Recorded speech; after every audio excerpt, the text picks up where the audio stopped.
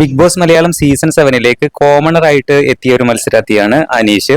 ഇപ്പോൾ ഹൗസിലെ ക്യാപ്റ്റനും അനീഷ് തന്നെയാണ്. പക്ഷേ മറ്റു മത്സരാർത്ഥികളൊന്നും തന്നെ ഒരു ക്യാപ്റ്റൻ എന്ന ഒരു വില അനീഷിന് കൊടുക്കുന്നില്ല എന്നുള്ളതാണ് സത്യം. അത് ബിക്കോസ് അനീഷിന്റെ ആ ഒരു ക്യാരക്ടർ ഒട്ടും ആക്സെപ്റ്റ് ചെയ്യാൻ മറ്റു മത്സരാർത്ഥികൾക്ക് കഴിയുന്നില്ല.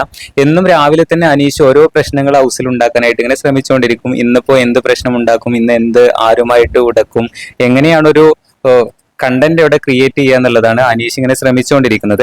പിന്നെ അനീഷിന് ഒരു പ്രത്യേകത കൂടെയുണ്ട്. ബിഗ് ബോസ് ഹൗസിലേക്ക് ആദ്യം കയറി വന്ന ഒരു കണ്ടസ്റ്റന്റ് തന്നെയാണ്.